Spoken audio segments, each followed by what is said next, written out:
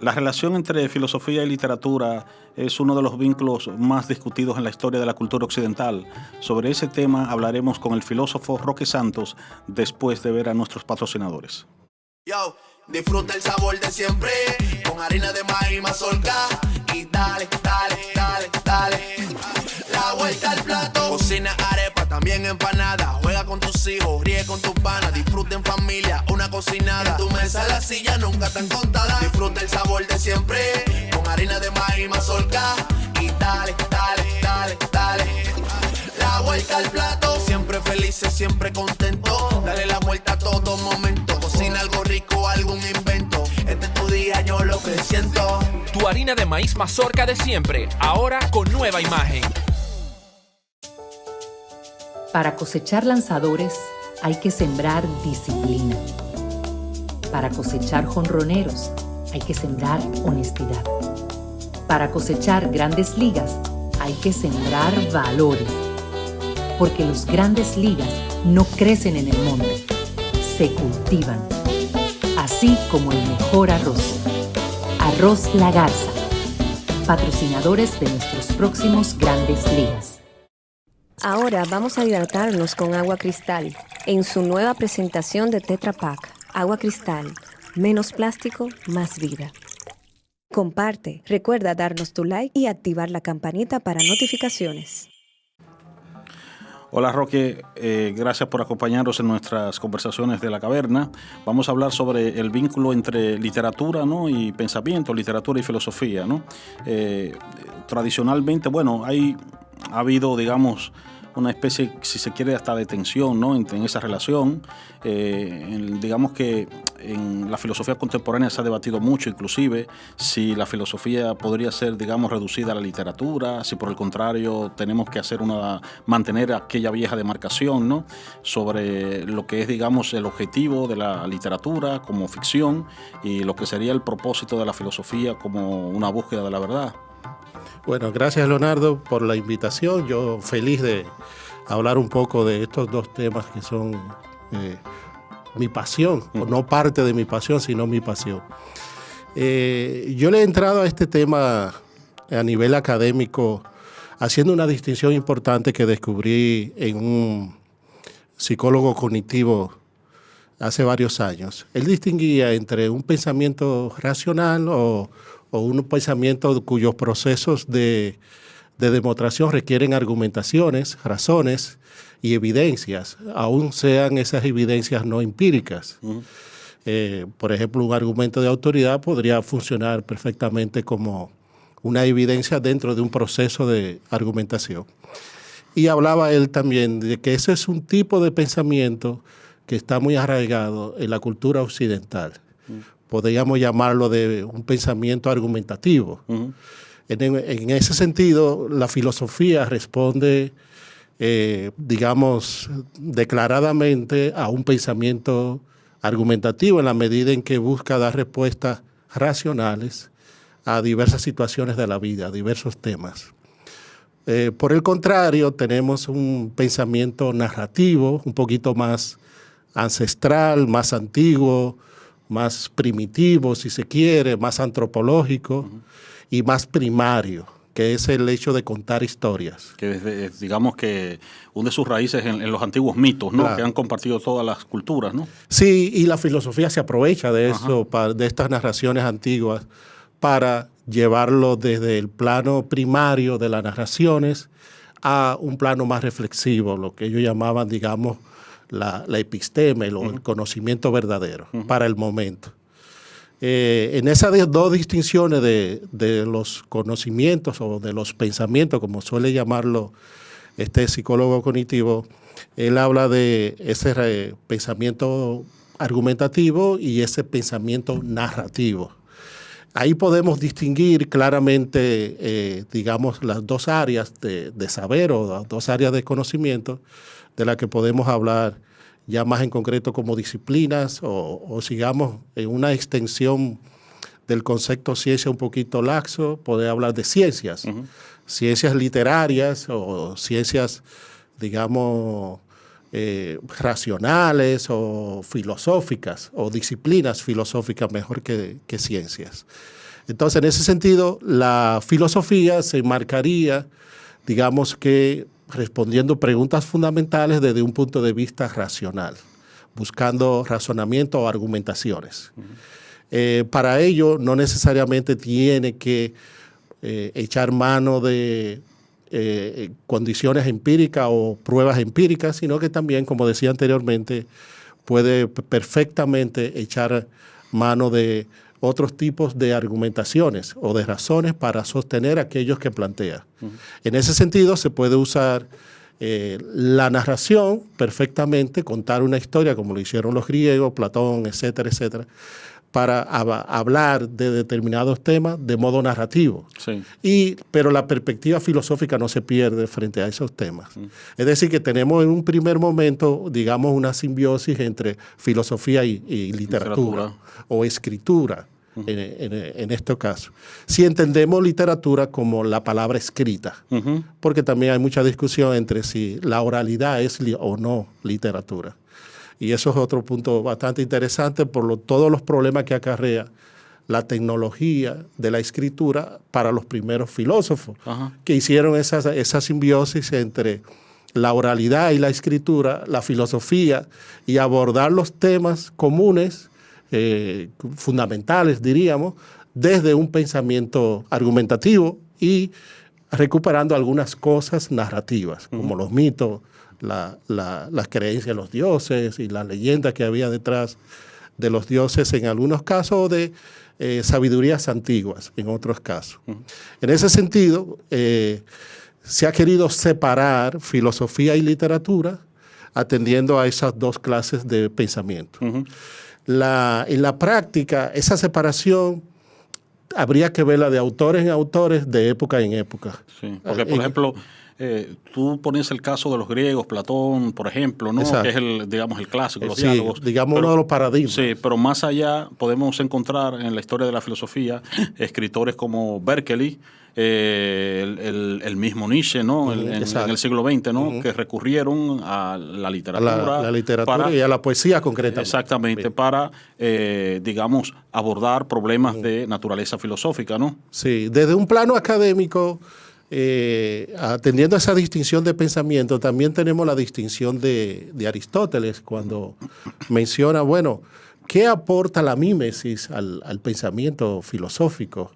Y las preocupaciones de Aristóteles están en que, bueno, la filosofía se encarga de las causas primeras, pero hay una manera de razonar sobre la realidad y abordarla que es muy distinta a buscar causas primeras, que no es filosófica, evidentemente. Y por ahí él coloca la narración, lo que a través del concepto de trama y de mímesis. Entonces, en ese sentido, si tú quieres, primariamente Aristóteles está haciendo una distinción entre la filosofía pura, que se va a dedicar al análisis de las primeras causas de la realidad, de las cosas, y esta reinterpretación que hacen los poetas de la realidad. O sea, un poeta, según Aristóteles, lo que va a hacer es simplemente tomar elementos de la realidad y reconstruirla con la imaginación. Entonces, en ese sentido, no estaría haciendo filosofía, porque no comporta una situación de verosimilitud, o de verdad, perdón. Entonces, sino una situación de verosimilitud. Él va a crear un mundo, digamos que racionalmente verosímil, pero no se acerca a la verdad, como lo pretende el discurso filosófico. Ese paradigma ha tenido mucha influencia en la historia de la cultura occidental. Sí. Sin embargo, digamos que con la crisis de la tradición metafísica y la emergencia de lo que se ha llamado el pensamiento posmoderno, que diluye, digamos, esa demarcación porque abandona la idea de que la filosofía implique una búsqueda de una verdad objetiva y entiende que de una manera u otra también la filosofía es un tipo de narración que construye, digamos, una ficción, y entonces eso termina acercando, digamos, lo que es la filosofía a la literatura, ¿no? Sí, bastante, porque se diluyen conceptos que anteriormente estaban como muy separados. Sí. Imaginación, ficción, ficcionalidad, Sí. ese concepto anteriormente no existía. Y como se rompe, digamos, la concepción representacionista de la realidad, entonces se entiende que todo tipo de relato es en el fondo una recreación. Y una representación particular de la realidad. O sea que podemos interpretar, representar la realidad, pero no nos acercamos a la realidad.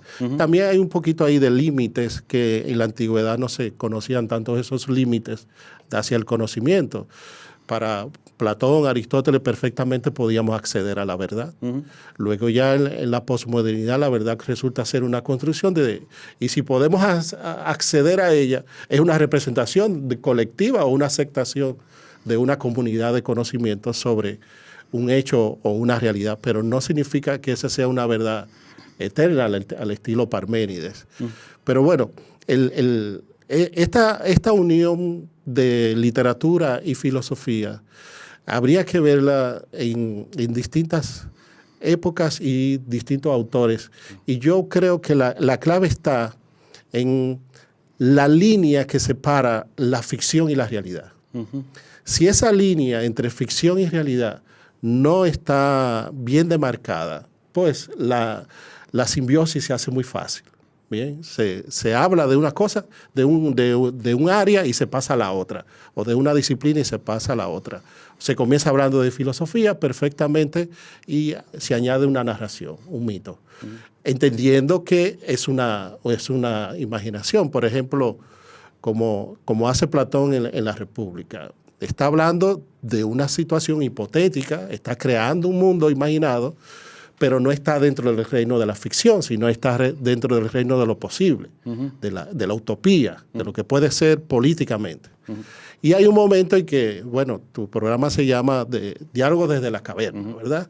Entonces, en el capítulo 7 le dice Sócrates a su interlocutor, imagina tal cosa. Sí. Ya ese imagina tal cosa te indica que le da como un guiño al interlocutor de ahora vamos a pasar del plano racional, real, que estábamos discutiendo, te voy a llevar ahora al plano de ficcional, de la imaginación, con toda naturalidad, porque busca con la ficción, con la literatura en este caso, en el mito, que es una de las primeras manifestaciones de la literatura oral y luego se lleva a la escritura. Bueno, con ese mito va a conducir, a clarificar aspectos del pensamiento argumentativo racional que no le quedaban claros a su interlocutor. Entonces es como una especie de, yo lo veo como de cortesía clarificadora de lo que no ha ido entendiendo hasta el momento porque no lo ha podido representar, no lo ha podido imaginar. Hay un punto importante ahí también, que es el hecho de que con frecuencia en las obras de Platón se introduce el mitos, el relato literario, cuando desde el pensamiento racional hay que enfrentar un tipo de realidad que resulta muy difícil de explicar en términos racionales. En ese sentido, entonces, el lenguaje simbólico del mito, los símbolos que impregna, abre más posibilidades de interpretación. Por eso yo digo que esta línea entre la ficción y lo que no es ficción, si se mantiene radicalmente opuesto, entonces no existe esa posibilidad de ir a uno y a otra disciplina. Entonces se separa totalmente y se vuelve no un discurso, digamos, sin simbología ni poco atractivo, pero sí un discurso que está limitado por los límites de la racionalidad. Ahora, la narración, la ficción, te rompe esos límites. Y esa es la ventaja que tiene en los autores que uno ya más modernos, que navegan entre la literatura y la filosofía. Después, yo creo que toda obra narrativa de envergadura, todo texto, una novela, tiene detrás cuestiones filosóficas. Vamos a retomar ese punto después de la pausa. Esta es La cuna del escorpión, una novela que narra desde un ser no nacido y que va a elegir cuna de nacimiento, la historia de sus personajes, de los personajes que van a ser sus ancestros, para explicar su origen. Es una invitación a la conciencia de la dualidad de seres humanos que somos. Soy Priscila Velázquez Rivera y te invito a leer La cuna del escorpión. Está disponible en Amazon, en todas las plataformas digitales, en Cuesta Libros y en Editorial Santuario. Muchas gracias. Conversaciones de la caverna. Roque, tú señalas que en las grandes obras literarias pues están nutridas de temas filosóficos. De hecho, para mí, digamos, mi propia experiencia personal, yo llego a la filosofía por vía de la literatura. Yo realmente cuando era un chico, un adolescente, lo que quería estudiar era literatura. Pero resulta que, bueno, yo comencé a leer grandes obras literarias y resulta que leyéndolas me di cuenta que lo que me interesaba de esas obras no era tanto la estructura formal, el estilo literario, sino realmente las temáticas, las grandes temáticas que abordaban, ¿no? Entonces, ciertamente, vamos a ver cuáles de esas temáticas, cuáles obras de esas, digamos, podríamos colocarlas como emblemáticas, ¿no? Sí, fíjate aquí, podemos simplificar la respuesta diciendo lo siguiente, lacónicamente. En literatura solo hay 3 temas posibles, el amor, la vida y la muerte. Yo una vez que leí el amor, la muerte y el tiempo. Y el tiempo. Bueno, el tiempo es la manera... Pregúntale a Borges. Sí, el tiempo es la manera en que digamos, se desarrollan esos temas. Ajá. Pero en el fondo, temáticas como que podemos extraer, son posibles esas 3 y las encontramos en todas las obras. Esas temáticas tienen cuestiones fundamentales, forman parte incluso del pensamiento filosófico. Cualquier sistema filosófico, de una u otra manera, hace referencia a esos 3 temas. Entonces, en ese sentido, la conexión filosofía y literatura se haría desde la temática. Ahora bien, hay otra conexión entre filosofía y literatura que es muy interesante. Va a depender, como yo dije anteriormente, de la época, de los autores, etcétera, pero siempre podemos verla, tematizada o no, explícita o no. Es que en toda obra literaria hay una cosmovisión y hay una perspectiva filosófica, por llamarlo de algún modo, que va a rodear la trama que se desarrolla en la novela. Por ejemplo, el concepto de novela total, que es un concepto, digamos, moderno y de la narrativa moderna. Es una novela que busca mostrar un mundo y explicar una serie de cosas y funciona como una especie de sistema filosófico, como una especie de sistema cerrado. Por otro lado, tú tienes la novela de tesis, digamos como El extranjero de Albert Camus. Es una novela que va a ejemplificar qué sucede en una persona que no tiene conciencia moral, que sus valores están, o su capacidad de empatía con el mundo, con su entorno, está prácticamente anulada. Entonces te va a mostrar una tesis sobre esto. El hombre sin atributo. De Robert Musil. Entonces ya tú tienes ahí una novela de tesis, o Esperando a Godot, el teatro de Samuel Beckett. El teatro también de Sartre. Ahí tú tienes posturas filosóficas y discusión de cuestiones filosóficas. Pero cualquier novela que uno toma, por ejemplo, yo estoy leyendo mucho ahora a Maryse Condé. Tiene una perspectiva decolonial, toda la teoría de la decolonialidad, del racismo, desde la caribeñidad, ¿verdad? Porque ese concepto de caribeño está muy marcado en las islas, en las Antillas Menores, en la intelectualidad de las Antillas Menores. Sus novelas giran en torno a dar pruebas de esa caribeñidad, de qué es ser caribeño, qué es ser negro y cómo el conflicto que se da entre las familias negras que no se asumen como negros y que pretenden siempre ser franceses o negros franceses y no negros caribeños. Entonces ahí tenemos una novela que está marcada por un pensamiento, unas teorías de pensamiento culturales, de análisis de la cultura, de análisis de la identidad, y eso se prueba en la novela. Ahora la último que estoy leyendo de ella es el Evangelio del Nuevo Mundo, que simplemente es tomar toda la tradición judeo-cristiana y la figura de Jesucristo y readaptarlo a una condición de una comunidad caribeña negra y un líder mesiánico caribeño negro. Todavía no he terminado esa obra porque es bastante larga y un poquito pesada, pero no voy a seguir hablando de ella, podemos seguir hablando de otras obras. En el caso de la literatura dominicana, ¿qué ejemplos podríamos, digamos, mostrar, no? Los ejemplos concretos podemos comenzar con la narrativa breve, corta. Uh-huh. Ahí tú tienes, por ejemplo, yo ejemplifico a mis alumnos de bachillerato cuando vemos lengua y literatura, el Juan Bosch y el cuento Los Amos. Uh-huh. Entonces, yo les señalo a los jóvenes que en ese cuento hay un diálogo con la teoría marxista de las clases sociales. Y que no se va a entender ese cuento y todas las implicaciones que tiene las relaciones de poder en ese cuento si no entendemos, ¿verdad?, la teoría marxista sobre las clases sociales.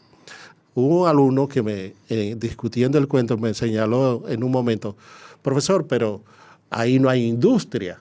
Ajá. ¿Verdad? Como usted me habla a mí de clases sociales, de lucha del proletariado. Eso no hay sociedad capitalista. Sí, no hay una sociedad. Y precisamente esa es la crítica de Juan Bosch.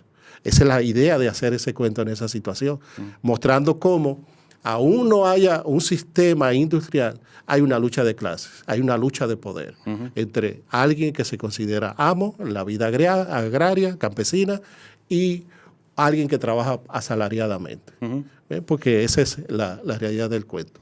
Luego hay otros temas de Bosch, otro cuento. Bosch es un hombre de amplio conocimiento de sociología, sociológico y filosófico. Si vamos a la poesía, pues ahí tenemos muchos poetas dominicanos, Manuel del Cabral, con sus Huéspedes Secretos, es una obra. Recientemente está impreso ya un librito de un ensayo que escribí mostrando con las conexiones que hay entre Franklin Mieses Burgos y un pensamiento religioso filosófico.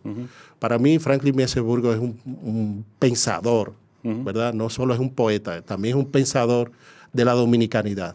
Vamos a retomar ese tema después de la pausa. Mi nombre es Fran García. Lo que escribí mientras esperaba en una habitación vacía es un libro de poesía y a través de esos poemas yo cuento la historia de un hombre de campo que se mudó a Santo Domingo y se encuentra con los atracos, el descubrimiento de la orientación sexual y sobre todo la relación con los padres. Lo pueden encontrar en Mamey Librería, en Librería Cuesta y en Amazon para los que leen en digital.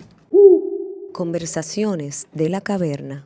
Decías antes de la pausa que el pensamiento de Franklin Mieses Burgos tenía, digamos, una lectura de la dominicanidad, ¿no? Si podrías argumentarme, emplear un poco ese concepto, ¿no? Sí. ¿Qué sucede?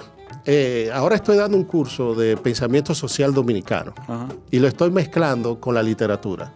Y parte de la tesis de que hay una simbiosis, siempre he tenido esa idea, al analizar el pensamiento social dominicano, de que hay una simbiosis entre pensamiento, ensayo y literatura. Dado el público que tenemos en el país, que muchos escritores tuvieron conciencia de ese público, y también dado las afecciones individuales de cada escritor, muchos escritores no solo trabajaron el ensayo, también usaron la poesía como un medio de comunicación. Incluso tenemos pésimos casos de usar la narrativa más que con un valor estético, con un valor de comunicación y de enseñanza. Es el caso de José Ramón López. Pésima literatura, pero con una intención moralizante y pedagógica. El caso de Juan Bosch es otro tema. Pero volviendo a Franklin Mieses Burgos y la poesía, estos son una serie de poetas. Yo considero desde todos los poetas de 1900, podría ir un poquito más atrás, pero vamos a poner de 1921 hasta los años 60, estos poetas que estuvieron en el país y que escribieron, ya sea en el exilio o escribieron aquí, tienen por lo regular cuestiones filosóficas detrás. Por lo regular. Es una constante en todos. ¿Por qué? Porque la filosofía era importante en ese momento. Y era no solo se leía poesía, se discutía y se hablaba de filosofía también. Franklin Mieses Burgos, en varios de sus poemas, va a plantear, un tema muy viejo que viene desde el siglo XIX en la poesía, que es ¿quiénes somos nosotros? ¿Qué es el problema de la identidad, ¿no? El mismo problema de la identidad. Ahora bien, Franklin Mieses Burgos va a utilizar las metáforas como lo exigía, digamos, José Joaquín Pérez por el siglo XIX, cuando llamaba a hablar de esta tierra autóctona, de este paisaje propio, de la mulata, del pueblo. En el caso de Franklin Mieses Burgos va a hablar de estas clases sociales, de este personaje, de estas personas, individuos sencillos, con metáforas muy muy dominicanas. Pero su idea, sus pensamientos, sus planteamientos son bastante universales, son bastante extraídos de la filosofía, porque era el modo de responder a lo que planteaba la poesía sorprendida, de el hombre dominicano, pero con el hombre universal, perdonando el sesgo de género con el tema del hombre. Pero igual, si vemos la poesía de Aida Cartagena Portalatín, incluso toma mitos griegos y los reconvierte a una situación propia de la mujer dominicana y aborda cuestiones filosóficas desde la mujer dominicana. Bien, entonces, en ese sentido, yo creo que a los poetas y escritores de teatro dominicano de hasta 1960, no se le puede decir que no conocieran la filosofía. Incluso hay cosas, relaciones más estrechas entre poesía y filosofía que no se han estudiado bastante. Por ejemplo, de un Fernández Spencer. Netamente es un filósofo y conocedor de la filosofía española, y en su poesía es bastante abstracta. Y así otros casos de autores que hay, digamos, un pensamiento filosófico detrás. ¿Tú dirías, digamos, que en la literatura dominicana predomina algún enfoque filosófico? Es decir, de los grandes enfoques filosóficos que conocemos, ¿hay alguno de ellos que tú consideras que predomina en el sentido de que está bastante extendido en diferentes autores, diferentes obras literarias? Aquí se coqueteó mucho con el marxismo. Sí. Y no creo que... Sí, pues en América Latina fue muy influyente, ¿no? Exacto. Pero los coqueteos con el marxismo ya están, digamos, después de 1960, más claramente, más explícito. Creo que habría que ver la conexión de Unamuno, Ortega y Gasset con la poesía dominicana. Y esto es uno de los puntos que está poco estudiado. Muchos de estos poetas, sus autores de referencia eran los españoles. Heidegger, incluso por las traducciones que tiene José Gaos en México y la influencia de José Gaos en México, y que luego llega aquí.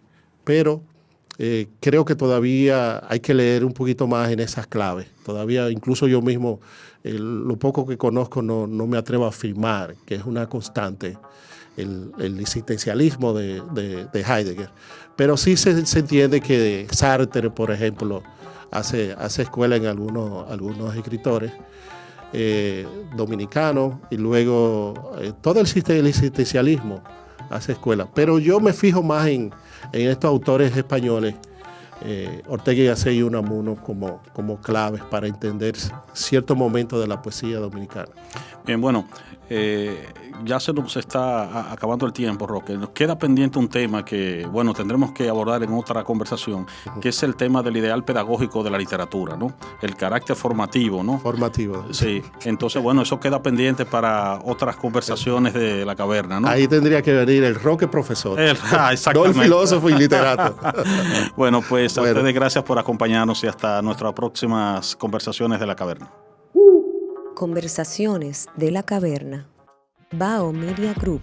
Podcast. Coberturas. Documentales. Reserva tu espacio con nosotros. Escríbenos vía DM. Un corito no tan sano. Yo, disfruta el sabor de siempre, con harina de maíz mazorca, y dale, dale, dale, dale. La vuelta al plato. Cocina arepa, también empanada. Juega con tus hijos, ríe con tus panas. Disfruta en familia, una cocinada. En tu mesa la silla nunca tan contada. Disfruta el sabor de siempre, con harina de maíz mazorca, y dale, dale, dale, dale. dice siempre contento. Dale la vuelta a todo momento. Cocina algo rico, algún invento. Este es tu día, yo lo presiento. Tu harina de maíz mazorca de siempre, ahora con nueva imagen. Para cosechar lanzadores hay que sembrar disciplina. Para cosechar jonroneros hay que sembrar honestidad. Para cosechar grandes ligas hay que sembrar valores. Porque los grandes ligas no crecen en el monte, se cultivan. Así como el mejor arroz. Arroz La Garza, patrocinadores de nuestros próximos grandes ligas. Ahora vamos a hidratarnos con agua cristal en su nueva presentación de Tetra Pak. Agua cristal, menos plástico, más vida. Comparte, recuerda darnos tu like y activar la campanita para notificaciones.